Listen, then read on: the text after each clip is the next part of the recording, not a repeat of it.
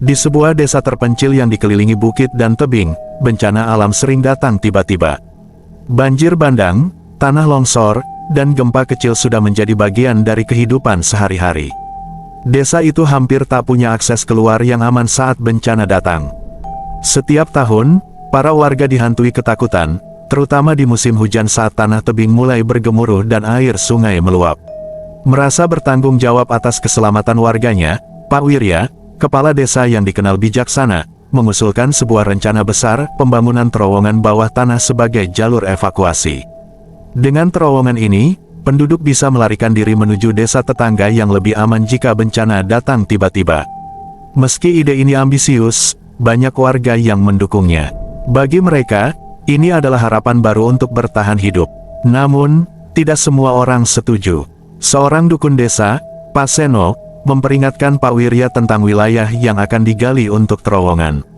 Menurutnya, terowongan tersebut akan melewati wilayah terlarang, wilayah kekuasaan makhluk gaib Nyi Blorong. Dukun tua itu bercerita bahwa dahulu kala, tanah yang akan mereka gali adalah tempat Nyi Blorong berdiam. Setiap jengkal tanah itu dilindungi oleh kekuatan gaib yang tidak terlihat. Jika terowongan itu dibangun, kita akan mengganggu wilayahnya. Kau tahu apa yang terjadi pada yang berani melanggar wilayahnya? Katanya dengan suara penuh peringatan. Pak Wirya, meskipun sedikit ragu, tetap teguh pada rencananya. Ia percaya bahwa keselamatan warganya harus diutamakan, dan dia tidak ingin percaya pada hal-hal yang dianggapnya tahayul. Pak Seno, ini untuk masa depan desa. Terowongan ini bukan untuk mengusik siapapun. Kita hanya berusaha menyelamatkan nyawa manusia, ucapnya mantap. Setelah persetujuan dari seluruh warga, rencana pembangunan pun dimulai. Para pekerja didatangkan dari desa tetangga, sementara sebagian warga membantu dengan pekerjaan ringan. Hari itu, pagi di desa terasa penuh semangat. Sejumlah pekerja dari desa dan beberapa kontraktor luar mulai berdatangan, membawa peralatan besar untuk memulai proyek pembangunan terowongan bawah tanah. Semua orang tahu, proyek ini adalah harapan mereka untuk mengatasi ancaman bencana yang selalu mengintai.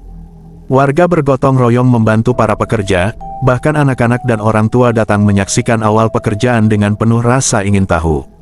Saat matahari tenggelam dan malam mulai menyelimuti desa, suara mesin perlahan berhenti. Para pekerja mulai beristirahat setelah seharian menggali. Di tenda besar yang didirikan tak jauh dari terowongan, mereka berkumpul, bercanda tawa, dan menceritakan pengalaman mereka di lokasi pembangunan.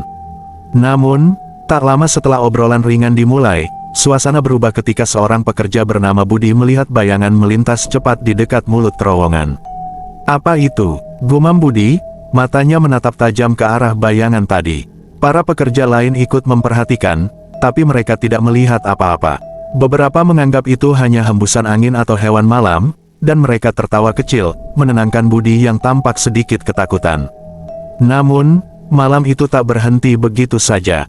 Ketika mereka bersiap tidur, terdengar suara tawa halus, nyaris seperti bisikan yang datang dari dalam terowongan. Tawa itu mengalun lembut, terdengar di antara bunyi jangkrik dan angin malam, menciptakan suasana aneh yang membuat bulu kuduk merinding. Ada yang dengar itu? Tanya Anto, salah satu pekerja dari desa tetangga. Semua mengangguk pelan, saling berpandangan dengan tatapan cemas. Mereka mencoba mengabaikannya dan berusaha tidur, berpikir bahwa mungkin mereka hanya terlalu lelah setelah bekerja seharian. Malam pertama berlalu, namun hari-hari berikutnya mulai terasa berat. Setiap malam, para pekerja diganggu oleh suara-suara aneh dan bayangan-bayangan yang bergerak cepat di sekitar mereka. Beberapa mengaku melihat sosok wanita dengan tubuh bersisik yang muncul di tengah kegelapan terowongan. Wajahnya cantik tapi mengerikan, matanya berkilat merah, dan senyumnya menyeringai menakutkan. Setiap kali mereka melihatnya, sosok itu menghilang secepat kilat, meninggalkan rasa takut yang semakin lama semakin menumpuk. Gangguan yang mereka alami tidak hanya terbatas pada penglihatan dan suara. Banyak pekerja mulai merasa sakit tanpa alasan yang jelas. Badan mereka lemas, kepala pusing, dan beberapa bahkan demam tinggi yang tidak bisa dijelaskan oleh dokter desa. Satu persatu pekerja jatuh sakit, sementara yang lain mengalami kecelakaan-kecelakaan aneh.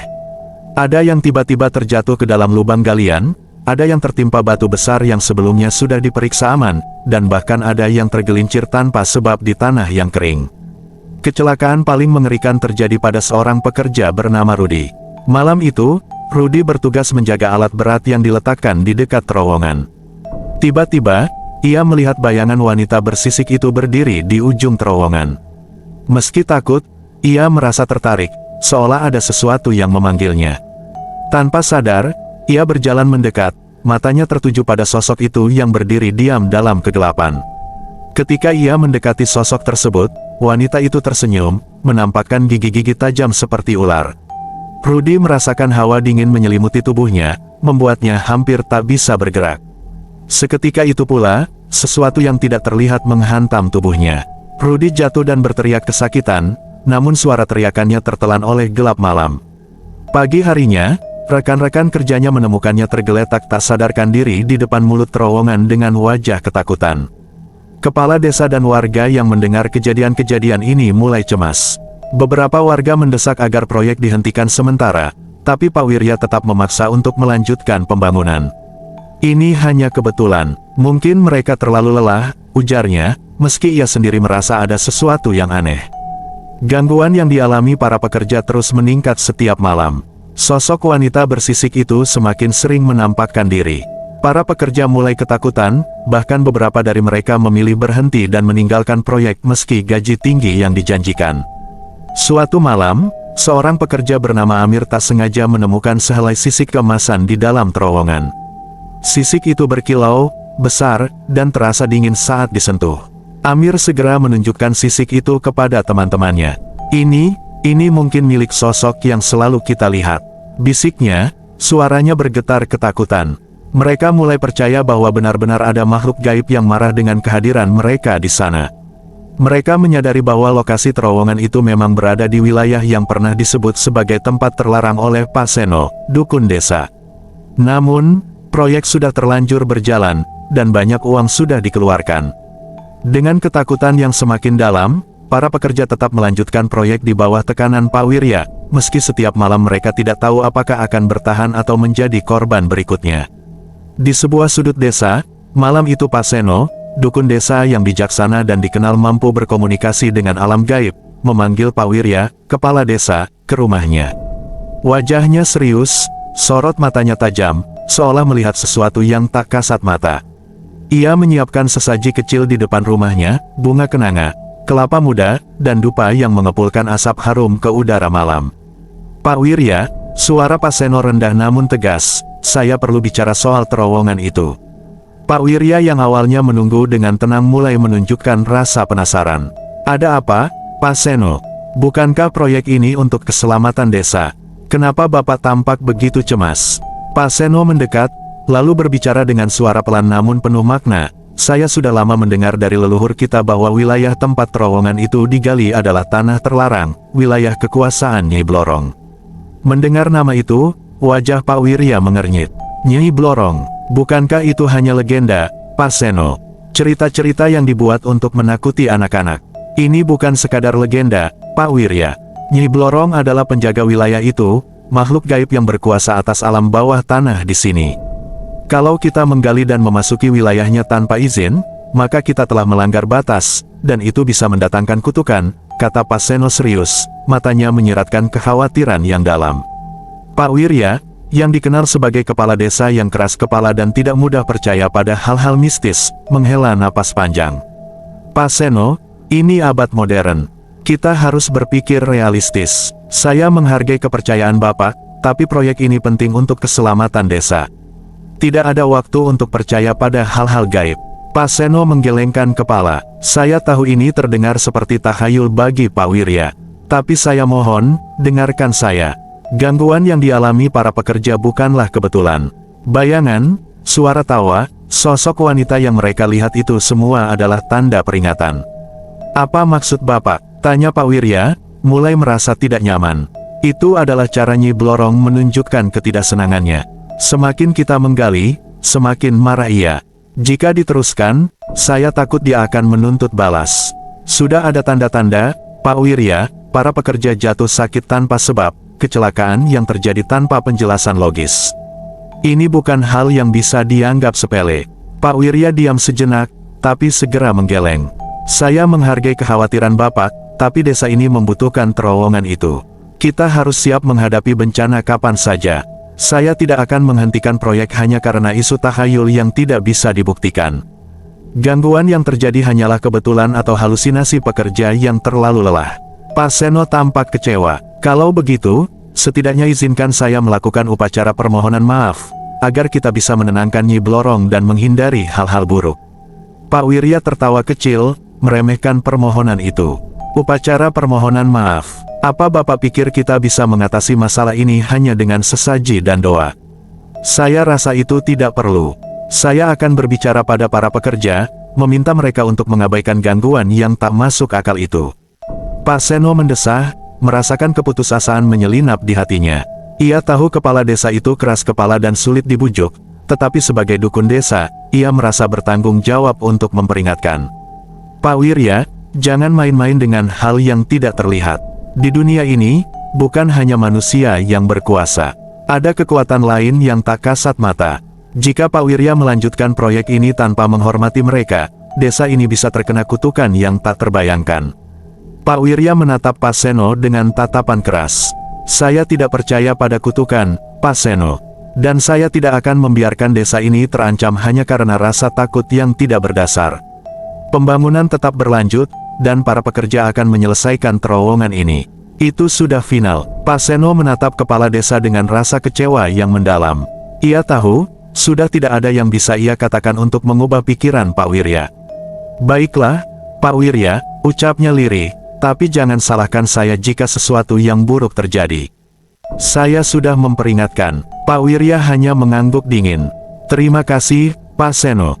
Namun, saya harap Bapak tidak menakut-nakuti warga dengan hal-hal seperti ini lagi. Mari kita lihat hasil akhirnya, dan semoga ketakutan Bapak tidak terbukti. Dengan berat hati, Pak Seno pergi meninggalkan kepala desa, menatap bulan purnama yang menggantung di langit malam. Di dalam hatinya, ia berdoa agar makhluk yang berkuasa di wilayah itu tidak menurunkan amarahnya kepada desa dan para pekerja. Seiring waktu, proyek terowongan di desa itu telah berubah dari harapan menjadi mimpi buruk. Para pekerja yang tersisa mulai hidup dalam ketakutan yang semakin mencekam. Setiap malam, mereka dihantui oleh mimpi buruk yang seolah tak pernah berakhir. Di dalam mimpi-mimpi itu, mereka selalu melihat sosok wanita bersisik berkilauan dengan tatapan mata tajam dan senyum yang mengerikan, Nyi Blorong, sang penguasa terowongan, yang kini selalu hadir dalam benak mereka. Semakin hari, penampakan Nyi Blorong bukan hanya terjadi dalam mimpi. Di dunia nyata, sosoknya mulai muncul di lorong-lorong gelap dan di celah-celah bayangan, membuat para pekerja semakin ketakutan. Sebagian dari mereka mencoba meyakinkan diri bahwa semua ini hanya halusinasi akibat kelelahan, namun setiap kali mereka kembali ke lokasi terowongan, ketakutan itu kian nyata. Satu persatu, mereka jatuh sakit dengan gejala yang aneh, demam tinggi, menggigil tanpa sebab, dan bahkan luka yang muncul begitu saja di kulit mereka. Namun, yang paling menakutkan adalah bau busuk yang mulai tercium dari dalam terowongan. Bau itu menyengat, seolah berasal dari lubang kematian. Setiap pekerja yang masuk ke dalam terowongan langsung merasakan aroma itu memenuhi udara, menusuk hidung, dan membuat mereka mual. Beberapa pekerja bahkan muntah saat mencoba menggali lebih dalam. Bau busuk ini semakin kuat, seperti daging yang membusuk bercampur dengan tanah basah dan darah, membuat mereka merasa seolah-olah sedang menggali kuburan raksasa. Suatu malam, di puncak ketakutan mereka, seorang pekerja bernama Hasan memutuskan untuk mencari asal dari bau busuk itu. Kita harus tahu apa yang ada di dalam sana. Kalau tidak, ini akan terus menghantui kita, katanya pada teman-temannya yang ketakutan. Meski ragu, beberapa dari mereka ikut bersama Hasan, membawa obor dan senter untuk menyusuri terowongan yang sudah menjadi lorong gelap penuh aroma kematian. Semakin dalam mereka masuk, bau busuk itu semakin kuat, dan perasaan mencekam makin terasa. Dinding terowongan yang lembab tampak berkilauan dalam gelap, seperti dipenuhi sisik-sisik kecil yang memantulkan cahaya obor mereka. Salah seorang pekerja mencoba menyentuhnya, dan merasakan permukaan licin dan dingin, seperti kulit reptil. Mendadak, salah satu dari mereka melihat sesuatu di ujung terowongan, sosok wanita berambut panjang yang melayang dengan tubuh yang diselimuti sisik emas dan mata menyala merah. Suara tawa halus terdengar, semakin lama semakin keras, mengisi seluruh ruang terowongan dengan suara yang membuat bulu kuduk meremang. "Selamat datang di wilayahku," suara wanita itu terdengar jelas, berbisik di antara suara tawa yang menggema di dinding terowongan. Hasan dan teman-temannya hanya bisa berdiri membeku, tubuh mereka gemetar dalam ketakutan. Wajah wanita itu, yang awalnya tersenyum lembut, berubah menyeramkan dengan gigi-gigi tajam seperti ular. Mereka menyadari bahwa Nyi Blorong tidak hanya hadir sebagai penampakan, tetapi sebagai ancaman nyata yang menginginkan balas dendam. Saat mereka berbalik hendak melarikan diri, terowongan di belakang mereka seolah tertutup bayangan gelap, dan aroma busuk semakin kuat, seakan dinding terowongan dipenuhi bangkai yang tak terlihat. Hasan terjatuh, dan dalam kepanikannya ia menjerit, "Kita harus keluar. Ini bukan terowongan biasa. Ini adalah kuburan kita." Satu persatu, para pekerja berlari dengan ketakutan, terengah-engah mencari jalan keluar dari terowongan yang terasa semakin sempit dan gelap. Namun, ketika mereka tiba di mulut terowongan, mereka terkejut menemukan bahwa jalan keluar itu tidak lagi terbuka seperti sebelumnya. Di depan mereka, tampak bayangan Nyi Blorong yang melayang, seolah menghalangi jalan mereka. Satu suara terdengar, samar namun penuh ancaman, "Kalian telah mengusik tempatku. Kini, kalian semua harus menjadi bagianku." Pada malam itu, hanya beberapa pekerja yang berhasil keluar dari terowongan, dan mereka yang selamat tidak lagi sama. Mereka pulang dalam kondisi trauma, bercerita tentang aroma busuk, penampakan wanita bersisik, dan dinding terowongan yang hidup, penuh dengan bayangan gelap. Pekerja terakhir yang masih bertahan, Darto, menggenggam sekopnya dengan gemetar. Ia sudah melihat teman-temannya satu persatu tersungkur, hilang tanpa jejak atau mati dengan cara mengerikan di dalam terowongan. Aroma busuk yang menyengat, suara tawa halus, serta penampakan sosok bersisik telah menghantui mereka tanpa henti. Malam ini, ketika Darto seorang diri menyusuri terowongan untuk melanjutkan pekerjaan, pemandangan mengerikan menghentikannya seketika. Di ujung terowongan, ia melihat wajah-wajah familiar, teman-temannya yang telah meninggal. Tubuh mereka berdiri kaku dengan darah mengalir dari luka-luka terbuka, mata mereka kosong, tetapi bibir mereka bergerak seperti hendak berteriak minta tolong. Wajah-wajah itu seolah memohon belas kasihan, namun ada kemarahan yang menderu di mata mereka. Darto mundur ketakutan, tapi langkahnya terhenti ketika salah satu wajah itu berbisik dengan suara parau yang menusuk jiwa, "Kau juga akan menjadi bagian dari kami." Darto berteriak ketakutan, namun suaranya tenggelam oleh gemuruh di dalam terowongan. Rasa takutnya semakin mendalam ketika sosok bersisik berkilauan muncul di tengah bayangan itu, memandangi Darto dengan tatapan dingin dan penuh dendam. "Nyi Blorong. Manusia tamak," suara Nyi Blorong bergema di dinding terowongan, "Pak Wirya, kepala desamu, telah mengingkari perjanjian yang dibuat denganku. Ia berjanji memberikan tumbal yang cukup untukku, agar terowongan ini selesai. Tapi ambisinya yang tak terbatas membuatnya melanggar batasan. Ia hanya memikirkan kekuasaannya dan melupakan janjinya pada alam gaib." Darto menatap Nyi Blorong dengan bingung, berusaha memahami kata-kata itu di tengah rasa takutnya. Ia tahu ada yang aneh sejak awal, namun tidak pernah menyangka bahwa kepala desanya sendiri telah membuat perjanjian gelap dengan makhluk gaib demi ambisinya. Setiap pekerja yang hilang dan mati ternyata adalah tumbal dari kesepakatan terkutuk itu. Dia ingin terowongan ini selesai agar ia dipuja, dihormati, dan diingat sebagai pahlawan desa, lanjut Nyi Blorong dengan suara dingin, "Namun ia lupa, perjanjian denganku bukan untuk dilanggar. Ia telah menyerahkan kalian semua padaku sebagai tumbal, tapi sekarang ia tidak menepati janjinya." Darto tersentak ketika mendengar kata-kata itu. Jadi, itulah alasan mengapa mereka diganggu dan diburu oleh Nyi Blorong. Semua kematian itu bukanlah kecelakaan atau kutukan tanpa sebab. Pak Wirya telah merencanakan semuanya, memperdaya mereka dengan upah yang kecil untuk memenuhi ambisi pribadinya. Nyi Blorong menatap Darto dengan senyum yang mengerikan, "Kau adalah yang terakhir. Tapi ketahuilah, kematianmu akan menjadi awal dari hukuman yang sesungguhnya bagi desa ini." Setelah berkata demikian, Nyi Blorong melambai perlahan, dan wajah-wajah teman-teman Darto mulai mendekat padanya. Tangan-tangan mereka yang berdarah mulai meraih tubuhnya, menariknya ke dalam kegelapan terowongan. Darto berteriak, namun suaranya tenggelam di dalam bayangan yang kini menelannya. Di luar terowongan, kabar mulai tersebar tentang banyaknya pekerja yang tewas atau menghilang. Pak Wirya, yang awalnya percaya bahwa perjanjian itu akan memberinya kemakmuran, kini mulai dilanda ketakutan. Malam demi malam, ia terbangun mendengar suara-suara di luar rumahnya, suara pekerja-pekerja yang ia korbankan, memanggil namanya dengan suara parau dan dingin. Ia tahu, Nyai Blorong telah marah, dan kesepakatan gelap yang ia buat kini berbalik menjadi kutukan. Saat desa mulai menyadari keanehan di sekitar mereka, bau busuk dari terowongan menjadi semakin kuat, mengalir hingga ke seluruh desa. Suara tawa mengerikan kadang terdengar di tengah malam, mengisi setiap sudut rumah, membuat penduduk gemetar ketakutan. Mereka mulai melihat bayangan-bayangan pekerja yang hilang di sekitar desa, seperti sosok hidup yang dipenuhi dendam, berjalan tanpa arah namun selalu menatap dengan tatapan yang hampa. Pada malam purnama, terowongan itu benar-benar menjadi kuburan massal. Di pintu masuk terowongan, sosok para pekerja yang telah mati muncul satu persatu, wajah mereka kosong, namun tatapan mereka penuh dendam. Mereka mengelilingi rumah Pak Wirya, sosok mereka mulai mengetuk-ngetuk dinding rumahnya, memanggilnya dengan suara seram. Pak Wirya yang sudah tidak dapat melarikan diri hanya bisa menjerit di tengah malam itu. Namun jeritannya tenggelam oleh suara tawa dingin Nyai Blorong yang menggema di seluruh desa. Ia akhirnya menyerahkan nyawanya pada tangan-tangan tak terlihat yang membawanya ke dalam terowongan, untuk bergabung bersama para tumbal yang ia korbankan demi ambisi pribadinya. Kini, terowongan itu dibiarkan kosong, tak tersentuh oleh siapapun, namun menjadi tempat yang ditakuti oleh seluruh penduduk desa. Setiap malam, penduduk desa masih bisa mendengar suara pekerja-pekerja yang merintih dari dalam terowongan, seolah masih meminta tolong.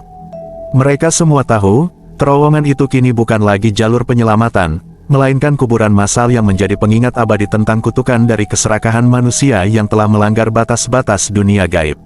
Sejak malam mengerikan itu, terowongan bawah tanah yang awalnya dibangun sebagai jalur penyelamatan menjadi tempat terkutuk yang dihindari oleh seluruh penduduk desa.